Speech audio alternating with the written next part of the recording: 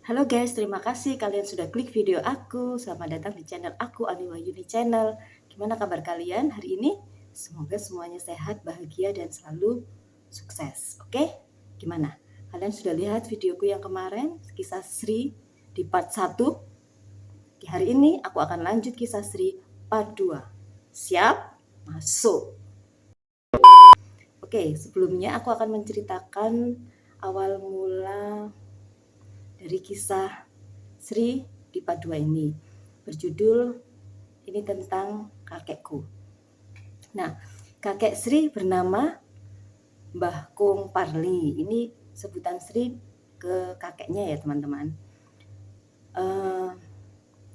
Mbah Kung Parli adalah seorang pensiunan TNI Angkatan Darat. Jadi bisa dibilang Bagongnya Sri ini adalah seorang pahlawan di zamannya dulu. Beliau lahir tahun 1920 dan istrinya yang biasa disebut Sri Mbah Bauti Tasmi itu lahirnya tahun 1940. Jadi mereka beda 20 tahun. Mbah Kung Parli ini adalah ayah dari Ibu Sri. Jadi dari pihak ibu ya, kakek dari pihak ibu. Ibunya Sri adalah anak kelima dari 8 bersaudara dan semua saudara dari Ibu Sri ini laki-laki. Ibu Sri adalah anak kelima, satu-satunya perempuan di situ, satu-satunya anak perempuan di situ. Jadi bisa dibilang hubungan ibunya Sri dan kakeknya Sri ini dekat karena ya memang mungkin karena salah satu faktor yaitu karena satu-satunya anak perempuan di keluarga Mbah Parli itu. Nah, bagaimana kisah mistis Sri di part 2 ini? Oke, kisahnya ini ada 2 ya, dan ini terjadi saat Sri berusia 11 tahun, saat dia duduk di bangku kelas 5 SD. Oke, biasanya Mbah Kung Parli ini mengambil pensiun setiap bulannya itu ke Surabaya, karena sebelumnya Mbah Kung ini kan tinggalnya di Surabaya, tapi 3 bulan sebelum beliau berpulang, beliau itu pindah ke Malang teman-teman. Jadi akhirnya ya rumahnya di Malang. Jadi kalau mau ambil pensiun, uang pensiun ya harus ke Surabaya dulu dan biasanya menginap di rumah Sri semalam, paginya baru mengambil uang pensiun. Nah, saat itu tiba waktunya Bagong Sri ini mengambil uang pensiun.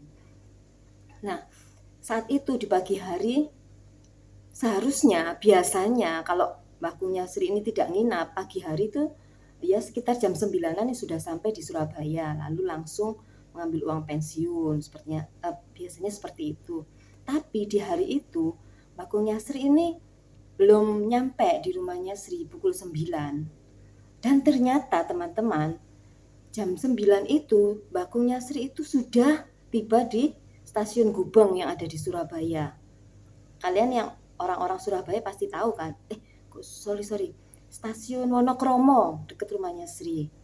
Nah waktu tiba di stasiun Wonokromo, keadaan Mbah Kungnya Sri ini dalam keadaan pingsan teman-teman. Jadi itu membuat heboh satu stasiun. Dan kebetulan ada tetangganya Sri yang ada di stasiun itu. Lalu orang itu ya ngomong, loh ini tetangga saya ini tetangga saya tahu Mbak ini, saya tahu. Kami anaknya itu tetangga saya, ya orang tuanya Sri itu tetangganya bapak ini. Lalu beliaunya itu yang nolongin kakeknya Sri yang dalam keadaan pingsan itu ke rumah Sri. Dan ternyata sampai di rumah bapaknya Sri ini gini, waduh ini kok masih pingsan ya? Apa nggak bahaya ini? Ayo kita ke rumah sakit aja lah supaya ini bisa sadar lagi Mbak Kongnya ini. Akhirnya ibunya Sri ya mengiyakan, menyetujui karena dipikir ya benar juga daripada terjadi sesuatu yang lebih membahayakan, lebih baik mereka lekas ke rumah sakit. Lebih tepatnya di Rumah Sakit Karangmenjangan Surabaya atau RSUD Dr. Sutomo. Dibawalah kakeknya Sri ini ke rumah sakit. Ternyata sampai di rumah sakit dokter memberitahu kalau bagongnya Sri ini sudah berpulang teman-teman. Pembuluh darah di otaknya itu pecah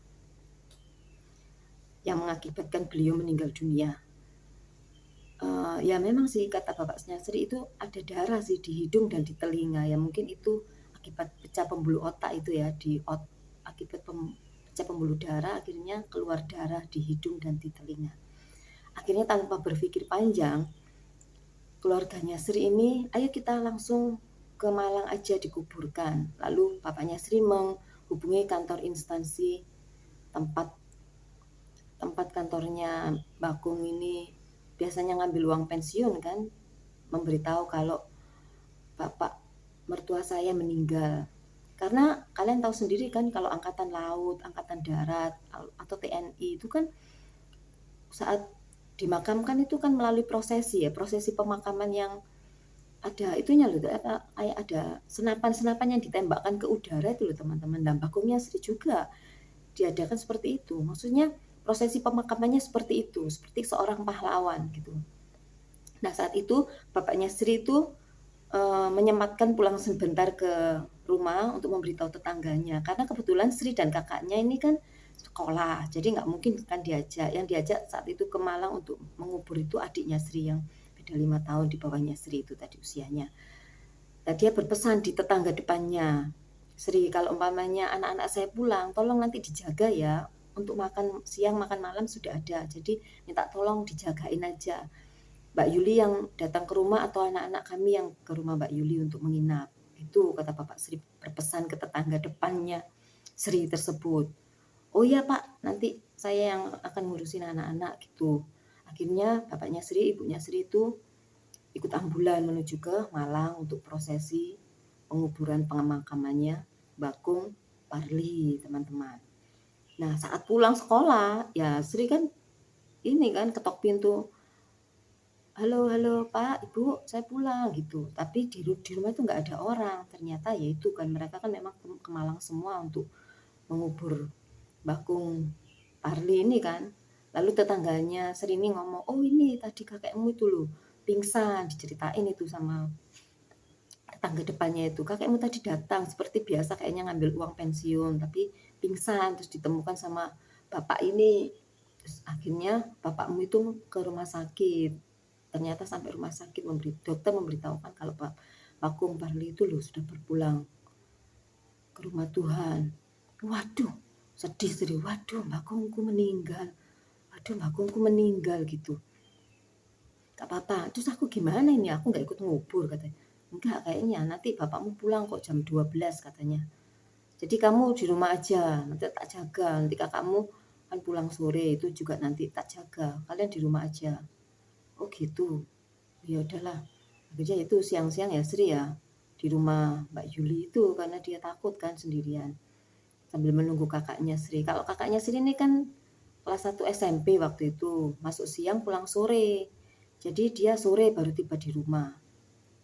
Lalu ya dia diberitahu saat pulang itu Mbak Gung lo meninggal. Jadi kita di rumah nanti ditemani Mbak Yuli. Oh gitu.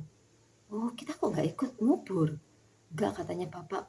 Soalnya tadi mendadak, nggak ada rencana untuk jemput-jemput kita di sekolah. Oh gitu, ya udahlah, semoga semua baik-baik saja. Ya ampun, Mbak Gung meninggal. Sedih lah mereka berdua. Ya akhirnya mereka makan siang. Kakaknya kan sudah sore ya. Udah setelah mandi, siap-siap. Sudah sore ya, jam 5-an baru pulang itu kakaknya Sri itu. Jam 5, jam 6 mereka makan malam, mengerjakan tugas PR dari sekolah. Lalu jam 7 mereka nonton TV karena kan kalau sudah jam 7 itu mereka sudah selesai semua mengerjakan tugas, teman-teman. Ya mereka itu kan termasuk anak-anak yang rajin sekolah ya, jadi sudah ada jadwalnya mengerjakan tugas, belajar untuk besok, belajar untuk ulangan itu sudah selesai. Lalu jam 7 saatnya nonton TV. Terus tiba-tiba itu loh, TV yang ada di depan mereka di ruang tengah ya, ruang TV itu kan di ruang tengah. Itu TV-nya tiba-tiba itu kayak semut, tiba-tiba kayak TV zaman dahulu itu kan kalau semua saluran habis kan tinggal semut dan waktunya dimatikan gitu. Tiba-tiba itu loh jadi semut. Langsung mereka berdua langsung nge-freeze. Dan tidak lama setelah mereka melihat TV dalam keadaan seperti semut, itu tampilannya seperti semut, itu mereka terdengar dari dapur ada suara orang sedang mengaduk kopi di cangkir. Klining, klining, klining, klining, klining, klining. Terus tidak lama kemudian sendoknya itu yang aduk kopi itu rasanya itu dibuang ke tempat cuci piring. Cekling. Langsung mereka merinding ya Tuhan, saya merinding sekarang. Langsung mereka merinding, lari, Mbak Yuli, Mbak Yuli, teriak tuh Sri sama kakaknya, Mbak Yuli, Mbak Yuli. Langsung Mbak Yuli kan kaget kan, ada apa? Itu ada suara di dapur, ada suara apa? Tanya Mbak Yuli seperti itu. Nggak tahu, itu nggak ngerti. Terus Mbak Yuli kan seperti pahlawan gitu, dia langsung masuk ke rumahnya Sri dan dia nengok di dapur, nggak ada apa-apa di sini. Loh, tadi kami dengar suara, kami berdua dengar suara, terus TV-nya tuh tiba-tiba jadi semut, padahal ini masih jam 7. Biasanya kan jadi semut ya nanti jam 10, jam 12. Aku pernah kok jam 10 baru jadi semut TV-nya. Oh iya ta, yaudah terus gimana ini? Yaudah aku ke rumahnya Mbak Sri aja, aku takut itu sepertinya ada bakong itu di belakang, katanya Sri itu secara spontan dia mengatakan seperti itu. Sepertinya ada bakong. Langsung kakaknya Sri, masa sih? Iya beneran tuh kayaknya bakong. Udah aku ke rumahnya Mbak Yuli aja, aku tidur di Mbak Yuli aja. Ya udah akhirnya mereka tidur di Mbak Yuli malam itu. Terus jam 12 malam orang tua Sri datang. Ya mereka akhirnya terus tidur lagi di rumah sendiri. Nah itu kejadian hari H saat geblaknya Mbak Kung Parli ya teman-teman. Sekarang ada lagi kejadian saat 40 hari Mbak Kung Parli dipanggil Tuhan. Kalian siap dengan kisah kedua? Masih di Mbak Kung Parli, ceritanya di Mbak Kung Parli. Oh ya, sebelumnya aku belum cerita ya kalau Sri dan kalau orang tuanya Sri ini punya toko. Mereka itu kan tinggal di sebuah gang. Tokonya itu di luar gang. Jadi di luar gang itu jalan besar kan. Di luar gang itu jadi jalan besar itu mereka punya toko di pinggir jalan besar itu. Toko kecil lah seperti toko untuk jualan rokok. Terus snack-snack anak-anak kecil gitu. Kayak ingin meluangkan waktu, menghabiskan waktu aja sih. Sekedar seperti itu, mencari hiburan. Ibunya Sri itu kegiatannya kalau sore seperti itu, menjaga toko kecil. Nah, saat 40 hari seperti biasa mereka ke Malang untuk acara doa Bakung Parli kan 40 hari. Nah, yang diajak cuma adiknya Sri seperti dulu saat geblaknya itu. Jadi yang di rumah cuma Sri dan kakaknya. Nah, saat itu kan mereka jaga toko. Jaga toko itu tiba-tiba temannya Sri yang satu gang itu yang namanya Ika lari-lari. Sri, apa? Di rumahmu ada orang. Hah? Ada orang apa? Nggak ada. Bapak ibuku ke Malang. Hari ini 40 harinya bakungku. Berpulang kan, kamu nggak ingat? Iya sih aku ingat, tapi di rumah malah ada orang. Kamu tuh gak takut di rumahmu ada orang? Tadi aku lewat rumahmu kan aku mau main ke rumahmu. Tak pikir kamu ada di rumah. Ada orang ya, aku lari aja ke sini. Aku takut. Nah, terus kakaknya Sri itu seperti ini Mbak Ayu itu. Jangan-jangan ada maling, Dik. Waduh, aku takut Mbak kalau seperti ini. Ya udah aku aja yang lihat. Yakin Mbak mau lihat? Iya aku mau lihat. Akhirnya itu dengan memberanikan diri. Ya udah kalian berdua di sini, aku aja yang lihat ke rumah. Aku takut maling. Ya udah, akhirnya Mbaknya Sri ini yang lihat. Ternyata teman-teman, ya Tuhan. Kalian tahu siapa yang ada di dalam rumahnya Sri yang ada di ruang tamu? Itu loh, Mbaknya Sri lihat itu adalah Bakung Parli. Pakai baju putih, kaos putih seperti biasanya. Kalau di rumahnya Sri kan selalu pakai kaos putih tipis itu, lengan pendek segini sama sarung gitu, duduk di ruang tamu, lihat jalan di gang itu, dia lihat ke jalan langsung, terus matanya itu katanya kelihatan cuma putih aja. Ya Tuhan, langsung dia memberitahu adiknya, Dik, tahu nggak siapa yang di rumah kita? Bakung, dia jaga rumah kita. Ya pulang sampai merinding gitu teman-teman. Itu Bakung Parli ada di rumahnya Sri saat 40 harinya itu. Oh iya Tuhan, langsung dia kembali tidurnya ya di rumahnya Mbak Yuli lagi karena dia takut, nggak mungkin lah dia di rumah dalam keadaan ada bakungnya. Ya Tuhan, seperti itu kisah mistis Sri part 2. Bagaimana? Menurut kalian merinding nggak? Aku aja yang diceritain aja merinding. Aduh ya Tuhan, seperti itu loh. Ya intinya mungkin karena hubungan mereka dekat, jadi ya saat meninggal ya bakungnya Sri ya masih berkeliaran di rumahnya Sri kayak menjaga anak dan cucunya kayaknya. Ya nggak tahu ya, hubungan paling dekat memang ke anak perempuannya dan cucu-cucunya yang 3 ini sih. Jadi ya memang seperti itulah cerita kenangan Bakung Parli di mata Sri. Itu sebenarnya kan tinggalnya di Surabaya teman-teman bakungnya Sri itu. Tapi 3 bulan sebelum berpulang ke rumah Tuhan itu pindah ke Malang. Akhirnya dimakamkan di Taman Makam Pahlawan Sumber Pucung yang ada di Malang. Begitulah teman-teman, ya Tuhan.